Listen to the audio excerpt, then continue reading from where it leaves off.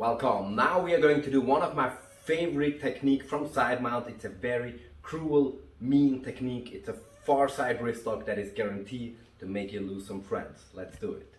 So the far side wristlock from Sidemount. Hop, kick, bang.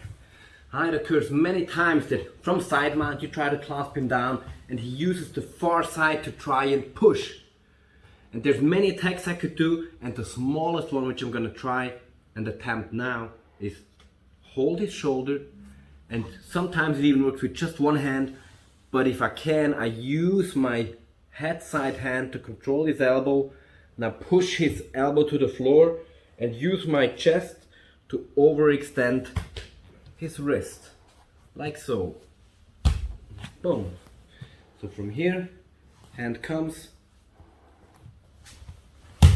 and boom. So all I need to do in the wrist for the wrist lock is, as soon as I feel his hand planted on my chest, now look, there's a different hand position. Now the fingers are pointing up instead of sideways. Same as before, doesn't matter. It's just that I need to do a bit of a different movement now. For any wrist lock, I need to control the elbow. So now I'm just gonna try to push the elbow to the floor. That worked. And now I'm gonna roll over his hand.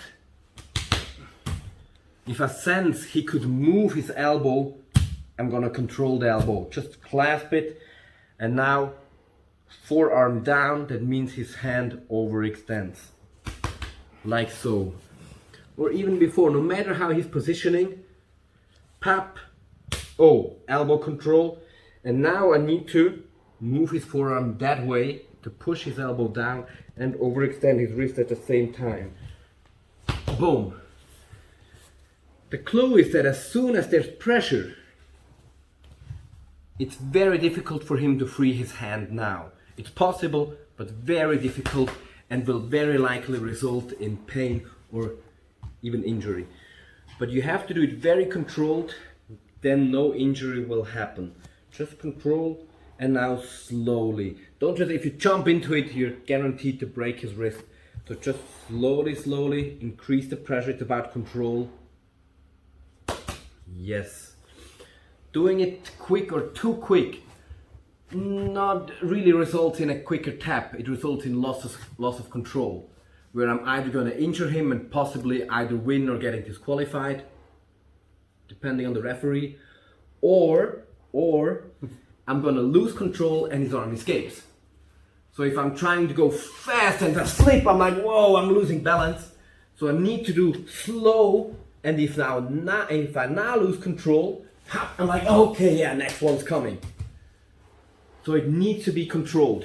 His hand post, and I'm like, boom, and control. My legs are still controlling him. Left knee controls the shoulder, right knee controls the hip, hand control here, elbow clasps down, pop, utter control.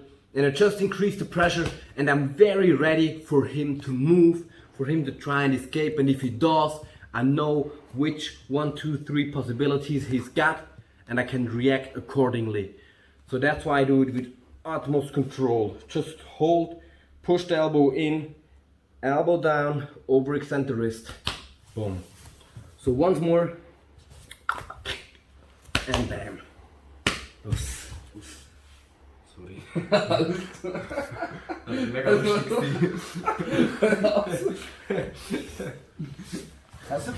So that's it, that's a far side wrist lock, cruel technique, very painful, do it very controlled, and still people will absolutely hate you. Lovely technique, see you next time.